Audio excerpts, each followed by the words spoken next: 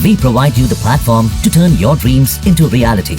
Give wings to your aspirations with KR Mangalam University. Pahalgam आतंकी हमले के बाद भारत और पाकिस्तान में तनाव लगातार बढ़ रहा है।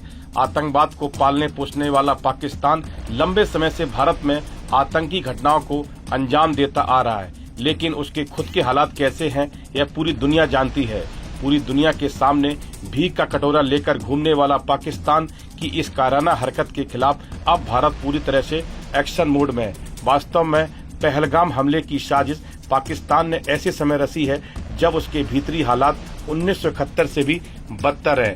सिंध प्रांत में सिंधु नदी से निकालकर बनाई जा रही नहरों के खिलाफ जबरदस्त आंदोलन चल रहा है, तो वहीं बलूचिस्तान की बगावत पहले से ही अपने चरम पर है। केपीके में पख्तून और टीटीपी के जिहादी लड़ाके पाक सेना के लिए काल बन गए हैं। पीओके पिछले साल से ही उबल रहा है। अब ऐसे में यह भारतीय नेतृत्व पर निर्भर करता है कि वह कैसे पाकिस्तान की इन कमजोर कड़ियों पर प्रहार कर आतंकवाद का जड़ से सफाया कर दे। रक्षा विशेषज्ञों की माने तो तब के भारतीय नेतृत्व ने जिस तरह से उसका फायदा उठाया था, वैसा ही कुछ एक बार फिर भारत सरकार को काम करने की जरूरत है। सबसे पहले उन कारणों के बारे में जानना होगा जिसकी वजह से पूरी पाकिस्तान के लोग पाकिस्तान से अलग होकर एक अलग देश बांग्लादेश बनाने के लिए मजबूर हुए। दरअसल पूर्वी पाकिस्तान में बंगाली मुस्लिम बहुसंख्यक थे जो जाति और सांस्कृतिक रूप से पाकिस्तानी से अलग थे। पंजाबी प्रभुत्व वाले पश्चिमी पाकिस्तानी आबिजन द्वारा बंगाली भाषा और संस्कृति का दमन करना पड़ा। उर्दू को राष्ट्रीय भाषा के रूप में थोपा गया, जिसने बंगाली को हाशिए पर धकेल दिया।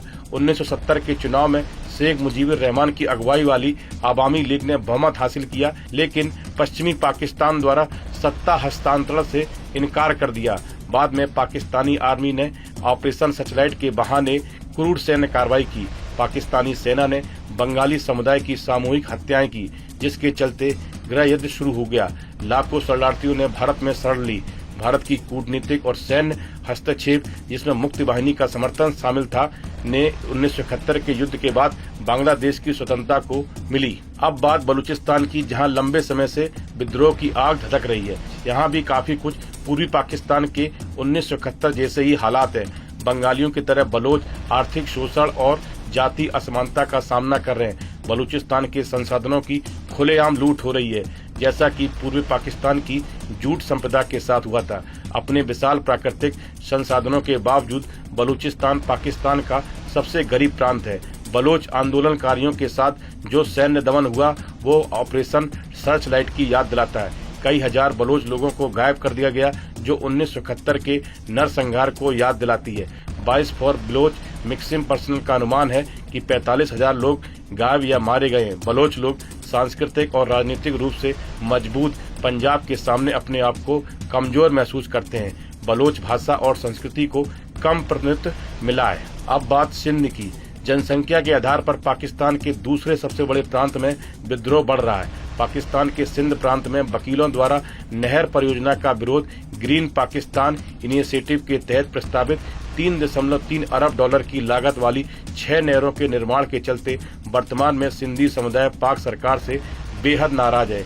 इस परियोजना का उद्देश्य दक्षिणी पंजाब में 12 लाख एकड़ बंजर भूमि को सिंचित करना है, लेकिन सिंध में व्यापक विरोध के पीछे कई कारण हैं। सिंध प्रांत, जो सिंधु नदी पर निर्भर है, को डर है नहरें नदी के पानी को पंजाब की ओर मोड़ देंगी, जिससे सिंध के हिस्से का पानी कम हो जाएगा। सिंध की कृषि विशेष रूप से चावल और कपास की खेती सिंधु नदी पर निर्भर है और पानी की कमी से अर्थव्यवस्था और आजीविका पर गंभीर असर पड़ेगा। भारत द्वारा सिंधु जल संधि को निलंबित करने के बाद पहले ही जल संकट गहरा गया है, जिसने सिंध में पानी की उपलब्धता को और अनिश्चित कर दिया है। खैबर पख्तूनवा यानी कि केपीके विशेष रूप से जनजातीय क्षेत्र उग्रवाद और जाति हिंसा से जूझ रहा है। 2021 में अफगानिस्तान में तालिबान के सत्ता में आने के बाद टीटीपी यानी कि तहरीके तालिबान पाकिस्तान के हमले बढ़े हैं। 2024 में 1500 से अधिक मौतें हुई। हाल के हमलों सुरक्षा बलों और नागरिकों को निशाना बनाते हैं। इस्लामिक स्टेट खोरासन ने शिया विरोधी हिंसा को तेज किया, विशेष रूप से कुर्रम में, जहां 2024 से सांप्रदायिक झड़पों में 200 से अधिक लोग मारे गए। पश्तून तहफुजी मूवमेंट यानी कि पीटीएम ने सैन्य अत्याचारों के लिए जवाबदेही और अतिरिक्त न्यायिक हत्याओं को समाप्त करने की मांग की है। जो पश्तूनों में समर्थन प्राप्त कर रहा है, लेकिन इसे राज्य की कार्रवाइयों का सामना करना पड़ रहा है। पीओके यानी कि पाक अधिकृत कश्मीर में कुछ सालों से पाकिस्तानी सरकार के खिलाफ प्रदर्शन बढ़े हैं। कुछ लोग भारत के साथ एकीकरण की मांग कर रहे हैं। पिछले साल वहां महंगाई को लेकर जबरदस्त आंदोलन हुए थे। पीओके के लोगों का मानना है कि उनकी स्वतंत्रता नाम मात्र की है। इस्लामाबाद प्रमुख निर्णयों को नियंत्रित करता है। भारत द्वारा उरी बांध से पानी छोड़ने, सिंधु जल संधि के निलंबन के बाद हट्टियनवाला में जल आपातकाल शुरू हुआ, जिसने निवासियों को विस्थापित किया और बाढ़ का डर पैदा हुआ। पीओके में बुनियादी ढांचे और रोजगार के अवसरों की कमी है। संसाधन पर पाकिस्तान कब्जे कर रहा है। कुल मिलाकर देखा जाए तो पाकिस्तान इस समय बहुत बुरे दौर से गुजर रहा है। भारत को बस एक बड़ा कदम उठाने की जरूरत है। पाकिस्तान के समर्थन में इस समय कोई नहीं है, वह पूरी तरह से अकेला है। पहले चीन के साथ आने की उम्मीद थी, लेकिन चीन पहले अपना हित देखेगा।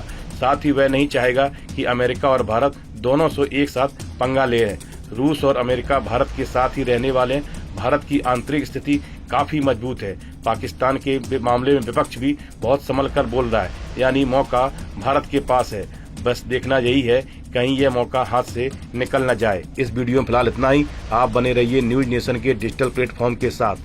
न्यूज नेशन अब व्हाट्सएप पर खबरों के ताजा अपडेट के लिए न्यूज नेशन के इस QR कोड को स्कैन करें।